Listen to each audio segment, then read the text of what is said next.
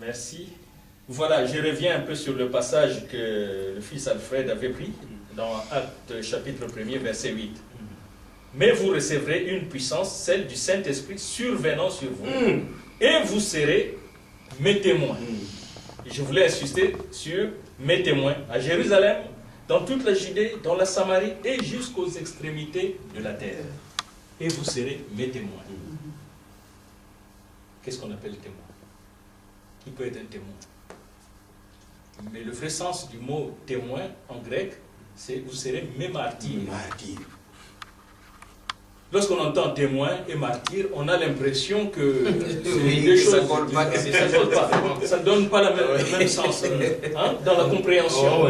Mais si on va dans le texte original, on découvre. Nous, dans notre tête, lorsqu'on dit témoin, c'est quelqu'un qui a vécu la chose, il était là, et puis il peut nous rapporter ce qui s'était passé. Et en plus, il va rapporter parfois avec des fausses notes.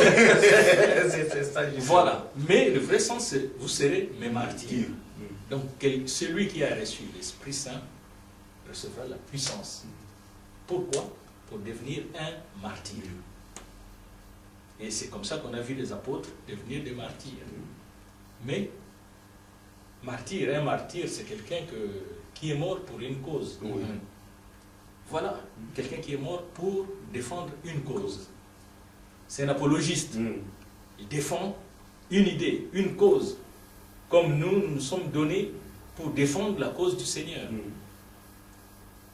Mais maintenant, on peut découvrir là, parmi toutes ces étiquettes qu'on peut avoir, comme le Fils a dit, être un apôtre, c'est une fonction, ce n'est pas un titre.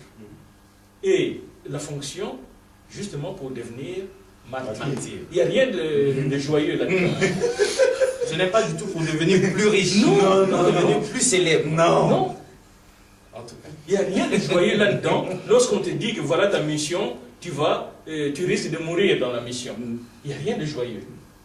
Alors, quelqu'un, c'est un blanc, avant de partir en mission, il nous envoie des invitations. C'est quelqu'un que je connais très bien. Des invitations, il veut faire une grande fête parce qu'il part en mission. Je suis allé, j'ai écouté tout et tout. C'était vraiment la joie. Il a fait venir le maire de la ville, ainsi de suite. Il est parti. Deux ans après, il est revenu en catastrophe ici, en France. Je dis, mais pourquoi tu es revenu? Il dit, mais parce que la guerre a éclaté au Congo-Brazza. Il était parti en mission au Congo-Brazza. Bon, toi, tu es un martyr. Pourquoi tu fuis encore? Tu devais normalement rester. Tu abandonnes les brebis et puis tu reviens. Il dit, mais il y a un problème.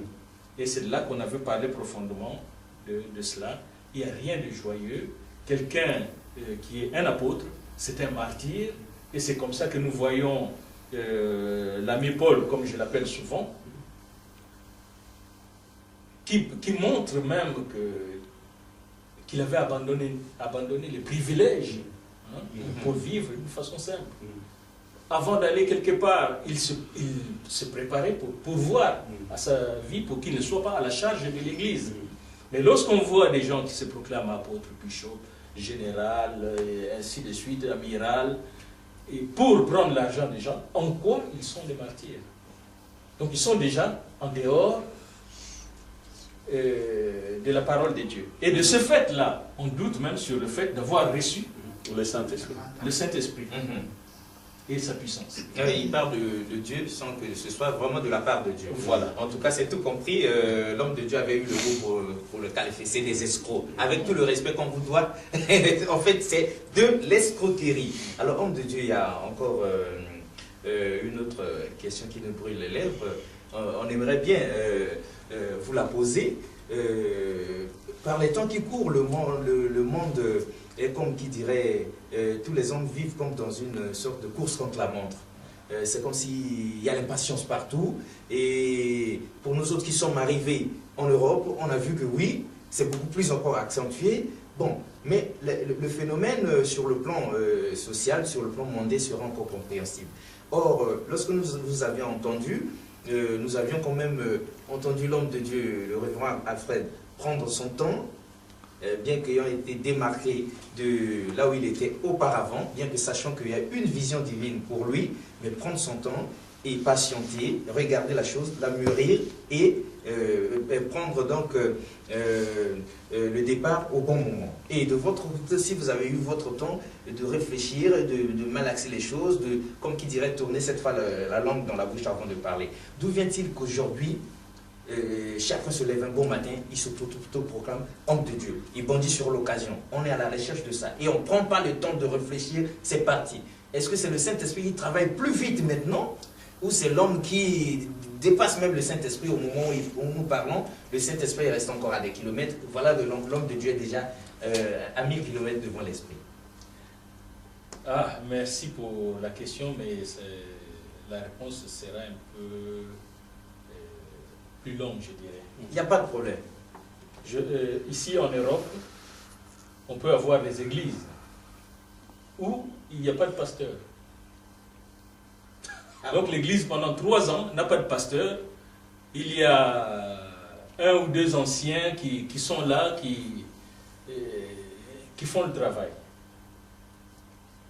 Jusqu'au moment où ils vont trouver un pasteur. Chez les Africains, les pasteurs sont toutes les minutes. Il y a la production sous chaîne des pasteurs. On a vu ici. Aujourd'hui, moi je souhaiterais que des réunions comme ça, qu'il y ait des séminaires comme ça, qu'il y ait des pasteurs, parce que c'est eux que nous sommes en train, en premier, entre guillemets, de viser.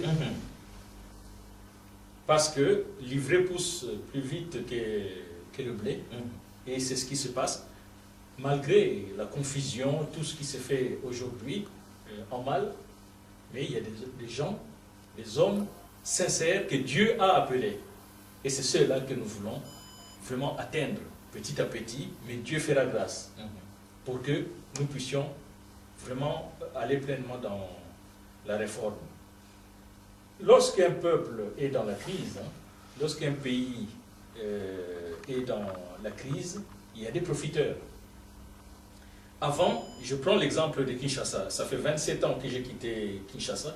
Et une fois je suis parti, je suis resté 5 jours. Je suis revenu. En tout cas. Donc c'était 19 ans après. Je suis resté 5 jours seulement pour revenir.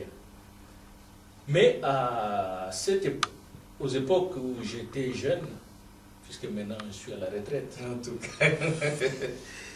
on trouvait des nganga partout. Et tout le monde s'improvisait nganga. Il y avait des nganga, Des féticheurs. Des féticheurs, voilà. Des féticheurs, un peu partout, il y avait des féticheurs.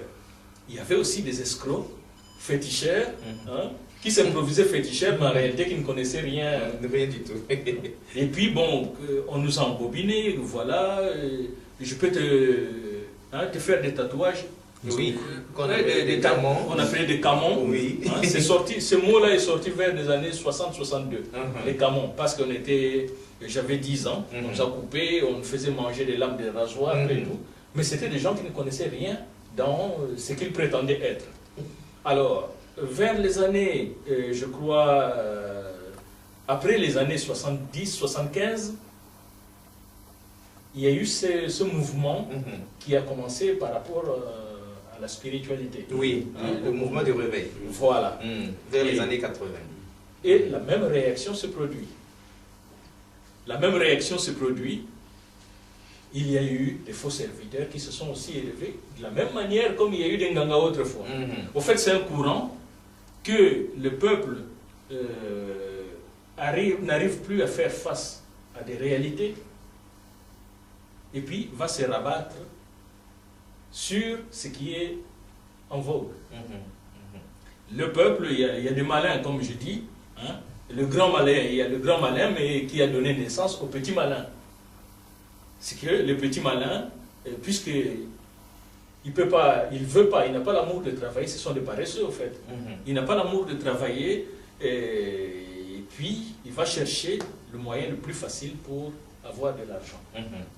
Donc c'est un phénomène qui, autrefois c'était les Nganga, avec la musique du monde, c'était ça, et maintenant, même la musique chrétienne, prétendue chrétienne, il y a encore des choses à dénoncer là-dedans. Ah oui, la musique. Parce que les gens se sont tournés, c'est la mode, ils suivent un peu comme ça.